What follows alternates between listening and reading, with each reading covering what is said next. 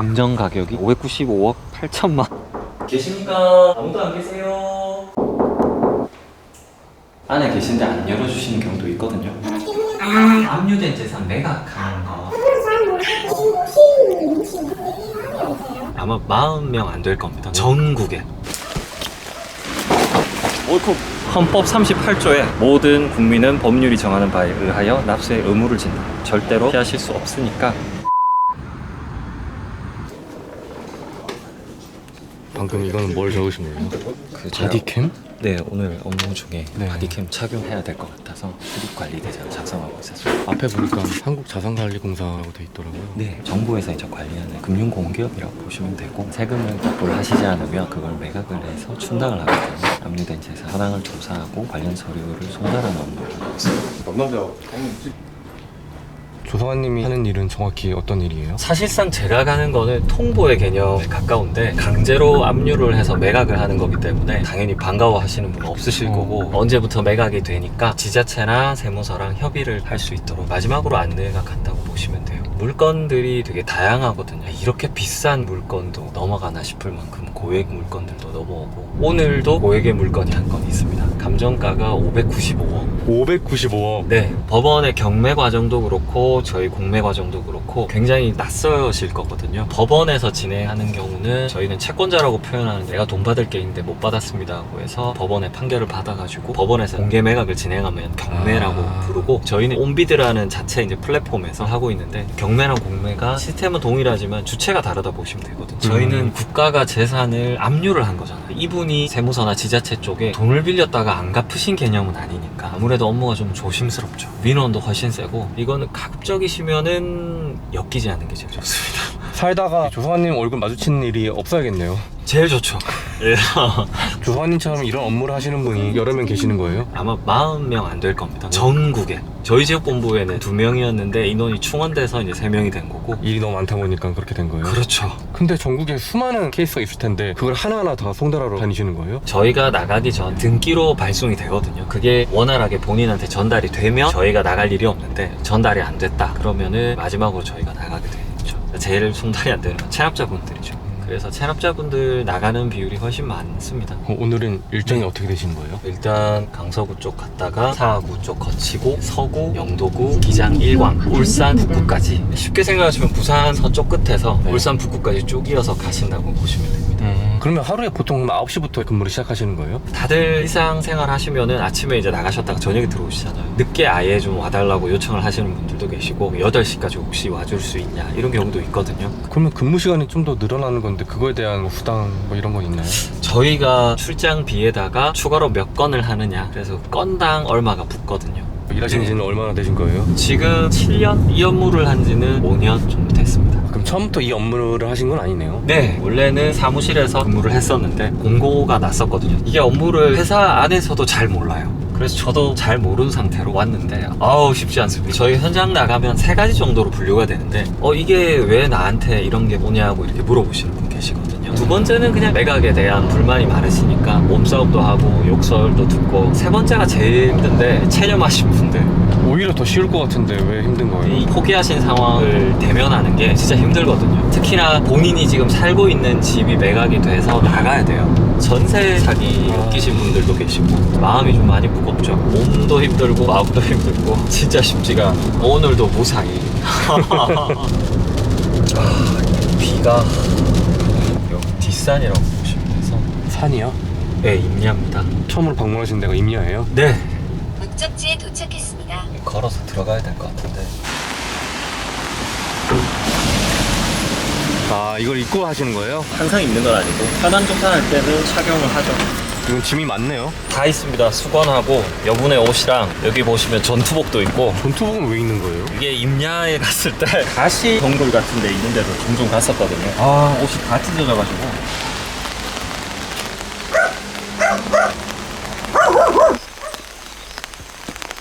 아니 근데 임야면 주인은 안 계시잖아요 지금 여기에. 그쵸. 되게 분묘가 있을 수도 있으니까, 분묘가 있으면 좀 곤란하니까 육안으로는 확인을 하긴 하거든요. 근데 지형이 분묘가 있기 쉽지는 않겠네요. 네. 여름에 오면 하긴 힘들어요. 숲풀에 덮여 있어가지고. 방금 어떤 사진 찍으신 거예요? 물 탱커가 있는 걸로 봐서 근처에 경작을 하실 수도 있거든요. 아, 거미줄 쳐져 있는 거 보니까 출입을 하시진 않을 것 같네요. 지금 이 산은 조금 접근이 어려울 것 같고. 어이쿠.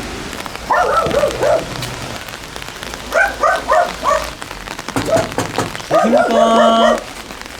계십니까? 저희가 매각하는 토지의 지상에 있는 건물이거든요. 사람이 실제로 거주하고 계신지 아닌지 확인을 해야 되는데 개를 키우시는 걸로 봐서는 거주는 하고 계신 것 같은데 정확하게 알 수 없으니까 확인도 안 하는 거죠.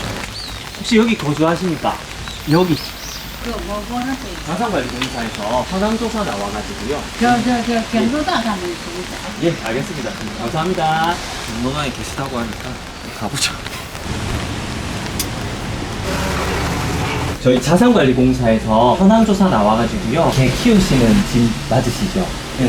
예, 바로 옆집 거주하시는 토지가 공매 진행 중이라 가지고 뒤쪽에 많이 가파르던데 뭐 묘나 이런 거니까 없습니다. 그런 건 없지. 그 안내문이니까 내용은 안 보셔도 됩니다. 어차피 해당 사항이 없기 때문에 요거만 가지고 계시면 되겠습니다. 선생님 감사합니다. 네. 저도 원활하네요. 원하는 편이에요 이게? 네, 소유자도 확인했고 계약 관계도 없고 하니까 저희한테 신고하실 것도 따로 없으시고 그러면 저 임야가 매각이 되면 또 집은 어떻게 되는 거예요? 소유자가 바뀐다고 해서 강제로 나가거나 하기에는 할 수가 없고 토지 사용료를 요구는 할 수도 있겠죠. 앞으로 어떻게 될지는 정확하게는 알 수는 없고 그럼 이제는 어디 하시는 거예요? 체납자분으로 가야 되는데 대면하기 쉽지는 않을 것 같아요. 이 시간에 가면 사실 만나기 어려운데 이분 같은 경우는 지난주에 갔을 때 가족분이 여기 거주를 안 하신다고 하셨거든요. 저희가 유임기간 세무서 쪽에 거소 확인이라고 해서 뭐 연락처나 지금 실제 거주지나 요청은 해둔 상태고요. 지난주에 가족분 뵀을 때 좀 바쁘셨는지 나중에 다시 오라고 하시더라고요. 그래서 지금 다시 가고 있습니다. 지금 가는 곳은 두 번째 방문이시잖아요. 몇 번까지 계속 방문해야 되는 거예요? 원칙적으로 저희는 2번으로 되어 있는데 실제로 2번으로 진행하는 경우는 없고요. 최소한 서너 번 이상 나간다고 보시면 됩니다. 계속 전달이 안 돼서 이건 우리가 어떻게 해도 안 되니까 공시 송달이라고 해서 게시판이나 이런 데 게재를 하고 강제로 진행을 하는 거죠. 자산관리공사에서 교부 송달 왔습니다. 문이 열립니다. 제일 저희가 힘든 상황이 보통 아파트 같은 경우는 열어주시는데 고액 아파트 이런 쪽은 주거지 출입이 잘 안 되거든요. 또 입주민들 민원이 상당하시니까 서로 힘들죠. 혹시 어디 사시는지 모르십니까? 감사합니다.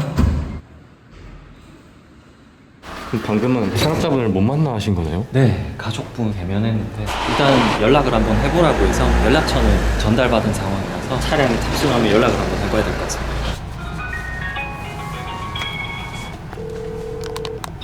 한국자산관리공사 김남훈이라고 하고요. 저희가 공매 진행 중인 물건이 있는데 통지서 송달 때문에 전화드렸거든요. 선생님 소유하신 재산 중에 해당 재산이 10월 13일부터 공매로 매각 예정에 있거든요. 통지서만 받으면 되는데 예, 어디로 보내드리면 선생님 받으실 수 있을까요? 예, 이쪽으로 보내드리면 선생님 직접 수령 가능하신가요? 뭐 보내드리겠습니다. 감사합니다. 일단 안 사시는 건 맞는 것 같습니다. 보통은 연락처 받기도 어렵고 연락처를 받아도 연락이 안 됩니다. 근데 오늘은 연락처도 잘 주셨고 그쵸. 연락도 바로 됐네요. 맞아요. 그럼 아파트 같은 경우에는 매각이 되다 보면 시세보다는 낮게 매각이 되겠네요. 아무래도 시세보다는 그래도 조금 저렴. 저희 직원은 당연히 공매 참여가 안 되거든요. 내부자니까 본인만 안 되는 게 아니고 배우자를 포함해서 뭐 친인척까지. 예, 친인척까지 범위가 정해져 있거든요. 지금 이제 사하구 쪽으로 넘어갈 예정인데 빨리 가야 되니까 유료 도로를 타고 가겠습니다. 그거는 자부담인가요? 네, 자부담입니다. 일하시다가 좀 힘든 적은 없었어요? 민원인을 계속 대면하다가 사람 만나는 게 점점 무서워지거든요. 전화 통화할 때도 말씀들이 좋지가 않은 생각, 욕설도 많이 하시고 매각 절차에서 문제가 발생하면 그냥 다 소송이거든요. 그러니까 이제 그런 부담도 있고 하다 보니까 제가 2년 전쯤인가 사람을 만난 것도 아니고 아무것도 아닌데 전화벨 소리가 울리는데 심장이 막 두근거리는 거예요. 전화를 못 받겠더라고요. 많이 힘들었죠. 그때는 어떻게 그걸 이겨내셨던 거예요? 일단은 외부 자극을 줄이는 방향으로 갔거든요. 라디오도 안 듣고 집에 가도 TV도 안 보고 그냥 뛰었죠. 아무 생각 없이 뛰는 거예요. 러닝을 시작하셨던 거예요? 네, 그게 제일 낫더라고요. 저는 생각을 멈춰야 되는데 업무에 관련된 스트레스를 계속 받으니까 별거 아닌 자극에도 생각이 끊어지질 않는 거예요. 지금은 전화 오면 전화 오는구나. 한 번은 아기가 태어난 지 얼마 안 됐을 때인데 현장에서 뵀던 분이 욕설이라고 하기보다 약간 저주에 가까운 말씀을 한번 하신 게 있으셔가지고 이런 일 하면 아기한테 안 좋은 일 생긴다고 병신된다 그러죠. 애기가 뭐 병신될 수도 있다 이런 말씀을 아무렇지도 않게 하시는 거예요. 그냥 일반적인 욕설은 뭐 그런가 보다 하고 넘어갔었는데 아기가 채 100일도 안 됐을 때거든요. 그때부터 기분이 좀 묘하더라고요. 혹시나 진짜 안 좋은 일이 생기면 그게 계속 머리에 남겠죠. 아내분께서는 지금 일 하시는 걸로 걱정하거나 또 염려를 많이 하실 수도 있겠네요. 매일 걱정하죠. 일과 얘기하다가 아무렇지 않게 나온 얘기인데 와이프가 듣기에는 그렇지가 않죠. 일단 여기 내려가지고 이게 거주지로 보기 조금 어려운데 또 사람들 계세요. 계십니까? 예, 선생님. 지난주에 그 어떤 자산관리공사 팀장. 네? 선생님, 제가 하나만 말씀드릴게요. 하나만. 지금 저 CCTV로 보고 있거든요. 실랑이가 좀 있었네요. 예, 뭐 모르겠어요. 뭐가 불만인지 알 수 없어요. 아휴, 진짜. 상대방이 조금 세게 나오니까 조성아님 감정도 격앙될 수도 있겠네요. 그렇죠. 저희는 솔직히 업무 상황에서 복잡해지면 경찰분 도움 요청하는 게 훨씬 낫거든요. 저쪽 주소지 한 번 더 방문할 때는 지구대나 이런데 협조 요청을 하고 가야 되지 않겠나 싶은 생각이 좀 드네요. 그 간단한 사실조차도 얘기를 안 해주시니까. 그쵸. 저희 입장에서는 이해가 안 가죠. 아휴, 뭐 어쩌겠습니까. 예전에 처음 일 시작할 때였으면 어쩔 줄 몰라가지고 현장에서 헤맸을 텐데 지금은 그냥 공무 수행하러 간 거니까 쉽지 않습니다. 사는 게. 꼭 말씀드리고 싶은 게 있는 게 감정이 앞서시면 생각보다 쉽게 해결될 수 있는 것도 돌아서 가는 경우 되게 많거든요. 특히 이제 임차인분들 같은 경우에 저희는 매각에 대한 조사를 위해서 나간 건데 당장 급하신 마음에 빨리 이제 내가 보증금을 다 받을 수 있는지 정확한 답을 요구하시는 경우가 많으세요. 현장에서 그걸 알기도 어렵고 뭐 실제로 저희가 대략적으로 안다고 해도 말씀을 드릴 수는 없거든요. 그건 본인이 확인을 해보셔야 되는 부분인데 소통이 좀 잘 안 돼요. 이해는 되지만 한 번만 차분하게 생각을 하시면 스트레스를 그만큼 안 받으셔도 되는 경우들이 있어요. 밤에 잠이 안 온다고 하시더라고요. 그 말씀 이해는 되죠. 저희 집도 제가 중학교 때 전세에 들어갔었는데 집주인분이 부도가 나가지고 아이고. 경매에 넘어갔었거든요. 네. 결국은 빚을 내서 집을 샀었는데 그런 경험이 있다 보니까 현장에서도 임차인 분이시면 최대한 설명해 드리려고 하거든요.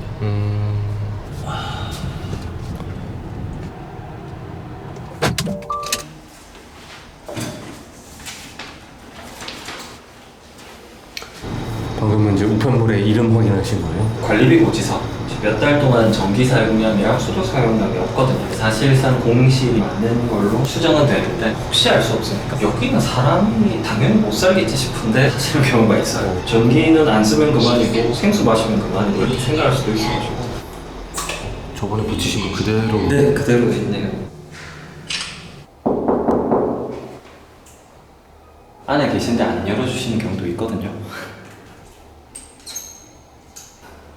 다음 장소로 가시면 그럼 이제는 또 어디 가시는 거예요? 이제 영도. 부산에 거의 모든 구를 다 가시네요. 그쵸. 저희가 구역이 정해져 있긴 한데 누가 한쪽을 맡고 반대쪽을 맡고 하진 않거든요. 이 경사가 카메라에 네. 담길지는 모르겠네요. 네, 이게 부산입니다. 와. 여기인가 보네요. 네, 여기 부지에 있는 모든 건물이거든요. 이게 지금 공매 예정인 거예요? 네, 맞습니다. 이게 부지가 엄청 넓은 것 같네요. 이게 지금 시세가 얼마라고요? 감정 가격이 595억 8천만. 그러면 지금 어떤 걸 확인하시는 거예요? 현장 상황 같은 것도 당연히 봐야 되고 건물을 어떤 분이 임차를 해서 사용을 하고 계신지 아니면 임차가 아니라 원래 소유자분이 쓰고 계신지 그런 거 이제 확인을 해야 되니까.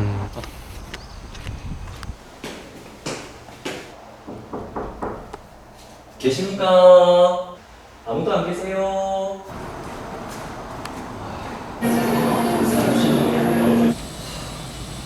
에어컨이랑 냉장고 같은 집기류는 매각된 게 맞다고 하거든요. 근데 문제는 지금 어느 분이 소유하셨는지 확인이 안 되거든요. 연락처랑 명함은 드렸는데 연락이 별도로 없으면 한 번 더 방문을 해야 되지 않을까 싶긴 합니다.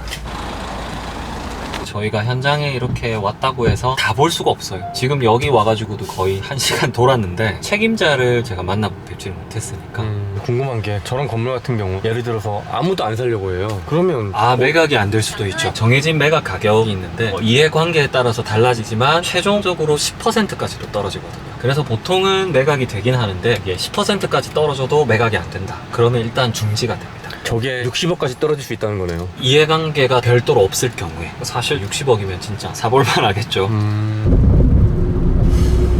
조사관님은 이 일 하시면서 뿌듯할 때도 있나요? 뿌듯하다는 표현은 그런데 공공기관이 하는 업무는 다 비슷하겠지만 급여만 바라보고 하기에는 아쉽거든요. 누군가는 해야 되는 일을 한다는 사명감 같은 게 생기는 것 같아요. 그리고 현장에서 민원인 분들 만날 때 모든 분이 다 적대적이시지는 않아요. 특히나 이제 뭐 임차인 분들 같은 경우에 법률구조공단이라든지 전세 사기 피해 지원해주는 장소나 이런 걸 상세하게 설명해드리면 감사하다고 하실 때가 있어요. 내가 그래도 되게 열심히 한 것 같다. 그럴 때 뿌듯하죠. 그러면 앞으로 조사관님 이 일 하시면서 목표나 하고 싶은 거 있으세요? 제 개인적인 목표는 좋은 아빠가 되는 거. 이제 아기가 만 4세 정도 되는데 좋은 아빠였는지는 좀 잘 모르겠거든요. 이제 일이 좀 힘드니까 집에 가서 아기가 칭얼거리거나 이럴 때 잘 못 받아줘요. 제가 막 화를 낼 때도 있고 그럴 때마다 지나고 나면 되게 미안하죠. 지금은 좋은 아빠가 되는 게 큰 목표라고 해야 되나? 원래 뭐 좋은 부모가 되는 건 힘들다고 하긴 하는데 제가 열심히 커버해야지 뭐 어쩌겠습니까? 좋은 아빠가 될 수 있으면 좋겠습니다. 여기가 이제 마지막 방문이네요. 네. 그리고 오늘은 6시 34분 정도면 뭐 이 정도면 양호하다. 자, 마지막 하시면 될 것 같습니다. 계십니까? 예, 선생님. 그 자산관리공사에서 통지서 전달 왔거든요. 예. 압류된 재산 매각하는 거 안내문 전달 왔거든요. 저는 한국자산관리공사 직원.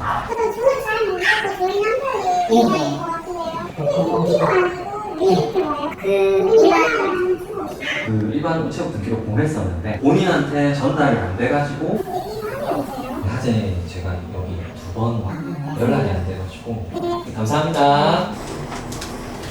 잘 모르겠다는 반응도 가끔 있나요? 자주 있죠. 그런 경우들이 있어요. 명의를 빌려주시는 분들. 그 재산은 실제로는 배우자분이 관리하시는데 명의는 안 되어 있는 거죠. 그러면은 잘 모르실 수도 있긴 한데 제가 이게 지금 4번째거든요. 아예 모르시기는 어렵죠, 사실. 모든 말씀을 다 그대로 받아들이기는 쉽지 않습니다.